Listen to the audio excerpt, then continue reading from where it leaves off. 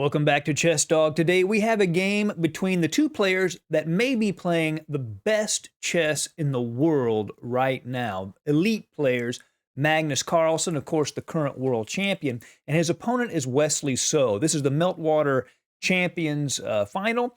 It's a rapid game, 15 minutes for each side with a 10-second increment. And let me say this about this game. Many years ago, I showed a friend of mine who was a casual player a game between two grandmasters, and he was disappointed. And I said, why? He said, well, I just thought it would look different. Well, this game looks different. This is sort of chess of the future. It's really an amazing game. Let's jump right in. Again, Magnus has white. Wesley So has black. E4, E5, knight F3, knight C6, bishop B5, knight F6. Well, there's nothing strange about this so far, right? It's the Berlin defense. We all know the end game that white can often get into, black can get into, very complex. Magnus Carlsen avoids that, plays D3, wants to have a more meatier middle game here. Bishop to C5, and now he captures on C6, pawn takes, and here we have a very comfortable structure for white. He has this target on E5 that he can work on. He also can play C3 and D4. The only thing is he does give up the two bishops to black. That's sort of the exchange he makes for the nice structure. Castles, and now knight to D7 to help defend E5. Maybe he'll play F6 to help safeguard that pawn further. C3, preparing D4 and expanding in the center. A5. The idea is that Wesley might be able to tuck this bishop back. He also keeps this B4 square under control. Magnus can't expand on the queen side quite so easily, but here Magnus plays a novelty already at move 8, bishop to G5. Now, on first examination, this seems like almost a silly move. We know black already wants to play F6 to strengthen E5, so why encourage black to do it with tempo no less, which is what Wesley So does. F6, and now the bishop moves back. Well, here's the issue. This bishop maintains a pin on the F6 pawn for the time being, and that increases the ability for white to apply pressure to E5. Also, it entices black to play G5, and that's sort of a come and get me kind of thing. Yes, black can attack with G5, but only if he's willing to create some pawn weaknesses in the wake of that move. So it's a provocative idea. Bishop to D6, defending the E5 pawn and anticipating D4, which Magnus immediately plays. Now queen to E7. This is a very common constellation of pieces for black with the knight, the queen, and the bishop sort of overprotecting E5. Knight B to D2. The knight can go to C4, maybe apply pressure there.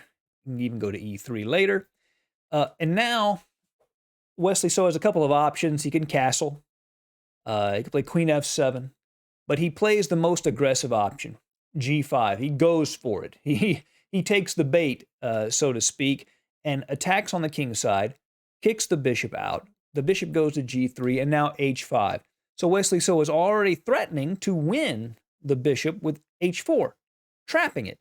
Of course, Carlsen anticipated that and plays H4, and now G4. Now, instead of moving the knight immediately, what Carlsen does is first takes on E5, and now black can take with the knight, but then the knight can jump into D4, and it might even have access to the F5 square later. So Wesley So takes with the pawn, but now the G5 square is available for the knight, and that is where Magnus moves it. Now you've got to begin to ask yourself questions at this point. Where is black's king going? This is a very important question throughout this entire game. And so Wesley So plays knight to B6. That's an untangling move. That allows the bishop to get out of the way, and then he can castle long. Carlsen knows this, of course, and so he plays A4. And the idea is he wants to play B4 and open up queenside lines, so there is essentially no safe place for the black king, not on the king side, the center, or on the queen side. Bishop to D7, and now B4. Immediately opening lines before Wesley So can get comfortably placed on the queen side with his king.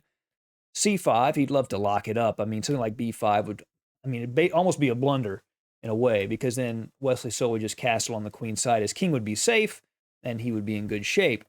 So instead, he takes on A5. That's the move that keeps queenside lines open.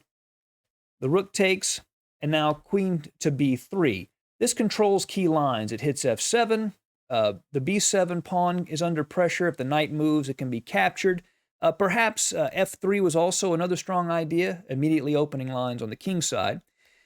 But now bishop to a4. Wesley So says, I'm going to take the material, and then I'm just going to calculate my way through the complications. That's sort of a practical approach to the game. I'm just going to take what's offered and then calculate my way through it. Queen to a2. That creates a bit of a pin on this bishop, but the rook goes to a6. Now the rook is defended. The bishop can move with tempo. Rook f to b1, bishop to c6. The rook hits the queen, so the queen has to move. The bishop goes back, which is perhaps an invitation to a repetition and a implicit draw offer. We don't know because it didn't come to that, because Carlsen played queen to b2. So now there is no repetition of moves. So Wesley So has a decision to make. Perhaps the best idea here was king to d7. I'm not completely sure, but that's probably actually, strange as it may look, that may be the safest place for the king. But he goes ahead and he actually castles short. An aggressive idea, but because, he's doing well on the queen side. The problem is his king is just so open. Look how open all those squares are, and Magnus immediately tries to take advantage of that.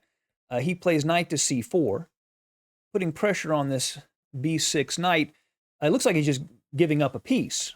But if knight takes c4, queen to b7 causes all kinds of trouble. Hits the rook, and if the rook moves over to protect, then queen to d5 check, attacking the knight, attacking the king. That's why knight to c4 works for white. So the king moves out of the way. Now the threat is real. And the knight goes to e3. Aiming at the f5 square, could potentially go to d5 as well. Rook f to a8. And now c4. Knight f5 was still a strong idea. c4. And now that really makes this bishop on d6 at the moment look like a giant pawn. It's got no mobility at all right now. And this c5 pawn can't move because it's fixed by the pawn on c4. The bishop retreats to c6, exchange one pair of rooks. Now computers love the move f3 here, with the idea of pawn takes and then rook to f1. And if the pawn takes on g2, the rook's coming into f7, and white is absolutely crushing in that position. Knight to d5 is what Magnus played. Obviously, he's hitting the queen, and black has to make a choice here. The queen goes to e8, and now queen to c3. That keeps the pawn on c4 defended, but also keeps some pressure on this long diagonal. Obviously, it's blocked by the pawn at e5 at the moment, but there are still tactical possibilities here that black has to always be aware of.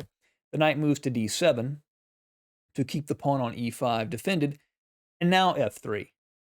So now this idea to open up the f-file is played by Magnus. Here, Wesley So does make a mistake. If you think of it conceptually, you can see his king is very, very lonely, like a kid in a classroom that got told to stand in a corner. He's all by his lonesome. So his next move is queen to a8. The problem is that makes his king even more lonesome. Moves the queen away. He really needed to keep the queen closer to the king for defensive purposes. And now knight to f7 check is played. King g8, and now knight to d6, cd6. And you'll notice the configuration of queen and rook. Now that allows a fork with knight to c7, hitting these two pieces. Now, Wesley So obviously saw that, but he counted on this move, rook to a3, counterattacking white's queen, and in doing so, evading the fork. The problem is, Carlsen's next move is queen to c1.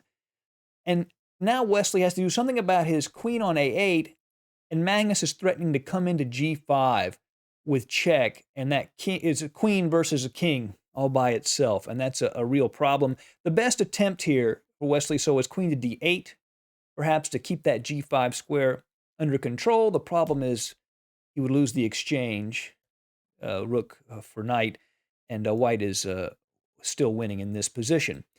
So after queen to c1, he moves the queen to a5. That still keeps pressure on the knight. But Magnus goes right in. Queen to g5 check. Hits that king. The king goes to f8. And there's actually a forced mate here that Magnus Carlsen missed. It's a long mate, easy to miss, and we'll go through it here real quick. It begins with queen to d8 check, king to f7, queen to e8 check, king to f6, queen to e6, king g7, queen e7, king g6, and now knight to e6. And the threat is queen to g7 checkmate. And there's nothing black can do about it but delay it with a few, piece sacrifices and checks. So that was a possibility here. But instead, Magnus plays knight to e6 check. The king goes to f7, knight to d8, king f8, knight takes bishop, pawn takes knight, and rook to b7.